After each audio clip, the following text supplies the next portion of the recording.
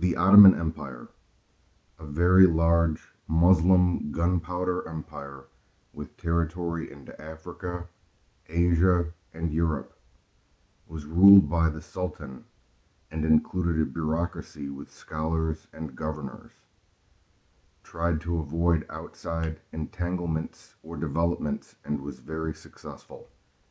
It was led primarily for and by the Turkish people. To understand more about the Ottoman Empire's military and the government, we will travel back in time to interview the Sultan himself, the Vizier, a janissary, and an aristocratic warrior in the time period. We will then fill in the missing bits with a historian of our own. Hello. Can you tell me what kind of leader you are? I am the Sultan of the Ottoman Empire. I am an absolute monarch. I like to support the Demis that support my empire's economy. And I am also the savior of the peoples that I conquer by relieving them of their despicable taxes and bringing them effective administration. So how does your government work? Well, I'm the vizier here in the Ottoman Empire. I'm in charge of our extensive bureaucracy. I've recently been able to decide who takes the throne after the Sultan. So what is the Sultan's involvement in the expansion of the empire? Well, my predecessors used to lead us into battle to help conquer land. However, I personally prefer to stay in my palace and enjoy all the luxuries right here. Yeah. Okay. I will now interview a janissary, which is part of the Ottoman army. So how did you become a janissary? I was a young boy when the Sultan's army took over my area. My parents handed me over to the Sultan's army to become educated in Islam and join their forces and serve. However, some of my friends became great scholars in the bureaucracy. So I'm here with another janissary. I've heard that the dominating section of the army used to be the cavalry, aristocratic cavalry section. But the janissaries have been slowly gaining ground. Why do you think that is? Well, because we have these amazing weapons called firearms, and with those we are able to dominate any enemy that we face. I believe this makes us better than cavalrymen because cavalrymen are more focused on becoming allies with religious leaders and bureaucrats than they are actually fighting. Okay, that's very interesting. Well, let's see what a member of the aristocratic warrior class thinks of this. We'll ask him. Thank you for your interview. What is your say on this? Well, I agree with what the young man said. Back in the day, we were at the top of the military hierarchy. Our cavalry was unbeatable. However, we were interested in being aristocrats because, well, we want the riches. Becoming aristocrats, they took our place as the first choice for battle. We don't really mind that as long as we secure our position.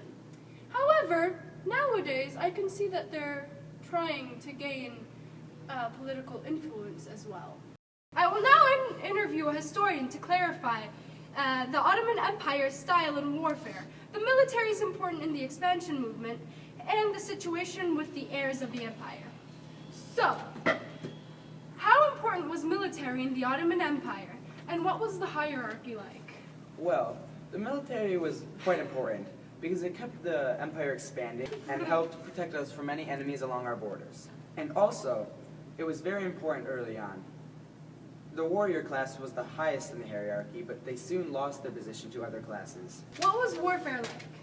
Well, the Europeans discovered new tactics in maritime technology, and they're also from their experiences in the Atlantic. The Ottomans ignored these developments in favor for the small Mediterranean galleys, and they also fell behind the Europeans. They went from being top predator in the Mediterranean with their navy to a weak match for the Europeans. Later on, a trend developed where high-up bureaucrats locked up all possible heirs to the throne and chose who they liked when the time came. This resulted in a weak, inexperienced sultan and the heirs that would be locked up for the rest of their lives so they wouldn't cause trouble. Culture is very important. To understand more about the culture of the Ottoman Empire, we must travel back in time to interview an architect who worked to rebuild Constantinople and a coffeehouse expert. So we are here with an architect, an Ottoman architect, who is working to rebuild Constantinople. So I hear you have some really big plans for rebuilding Constantinople. Is that true? Yes, it's true. So what do your plans include?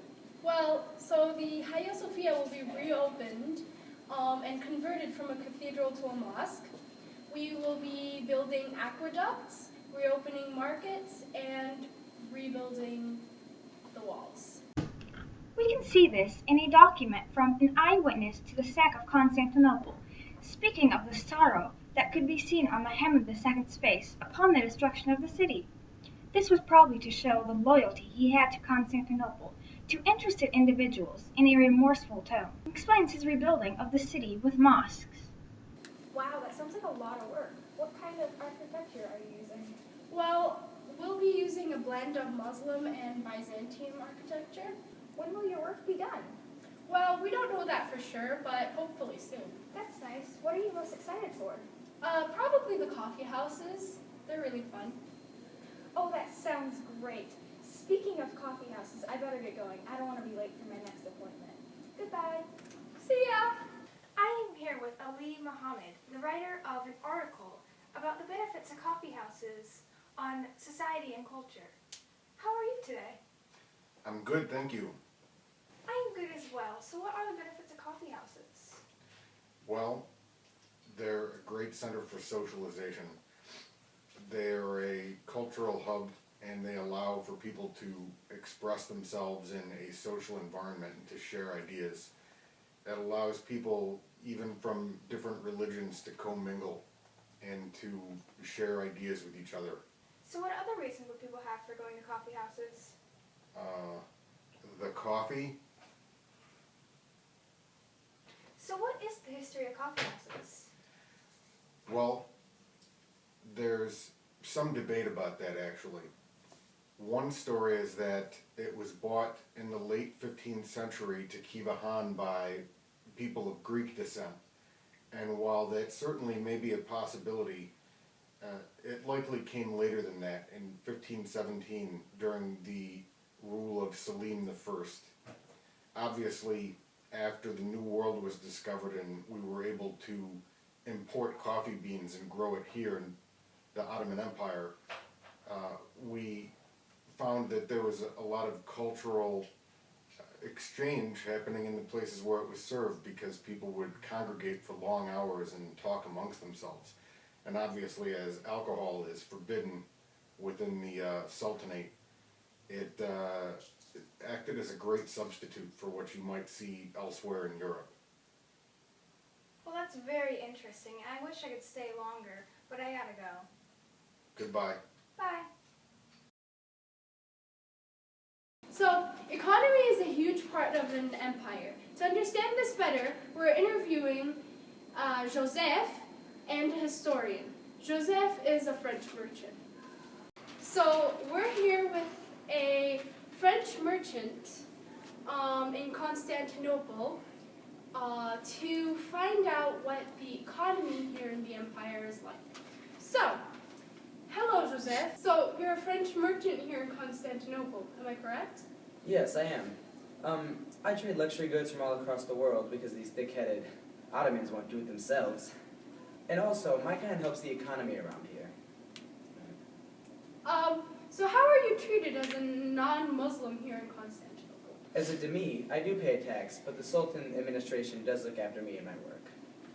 So what do you enjoy doing here at the market, and how do you spread the word of your business? I like to spend time discussing the economy down at the local coffee house in the bazaar.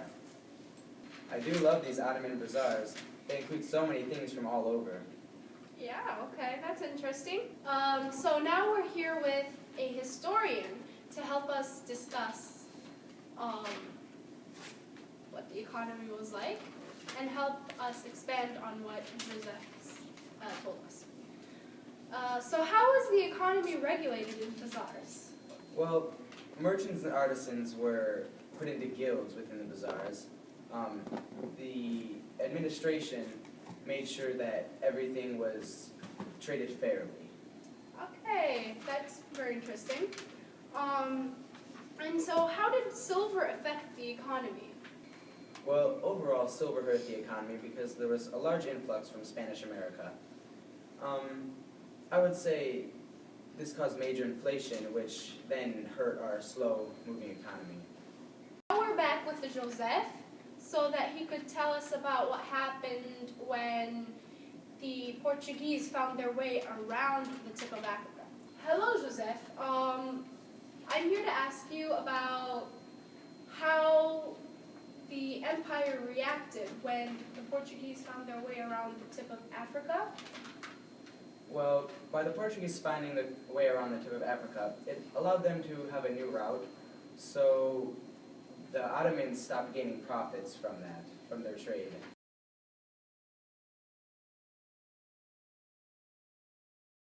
There's gonna be a blooper section. Look at that. That's true, because we would probably not allow you in the coffee houses as you are a woman. Yeah. You should cover yourself up too. Hello, Joseph. You're a French merchant in Constantinople. Constantinople.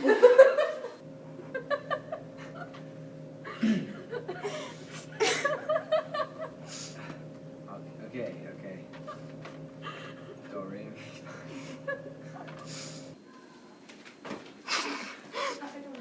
Okay. Do it cool. Here. Well, the coffee's good. Do you think the historian would wear Nike? Because it's getting hot in here. I don't know what to do. I feel like I'm like... Alright, I go back to Jabib or whatever. Okay, Joseph. Jabib. The Portuguese, and once I hit this, it'll start. No, it's already starting. It's been going this whole time? Yeah, it's been going for 5 minutes. I have to cover Waterford Kettering. Waterford Kettering. Do you think they had Nike back then? My cheeks, they're like stuck.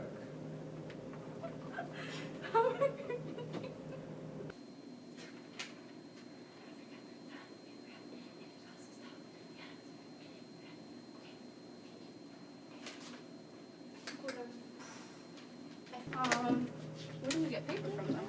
Tissues! There are tissues somewhere here, right? I have lined paper. Yeah, I don't think lined we need paper. tissues. And also, it helped protect us from many. Anemone. Hiya, Sophia. Hiya, Sophia. Hiya, Sophia. Hi. Aqueducts. And My buena. friend named Sophia.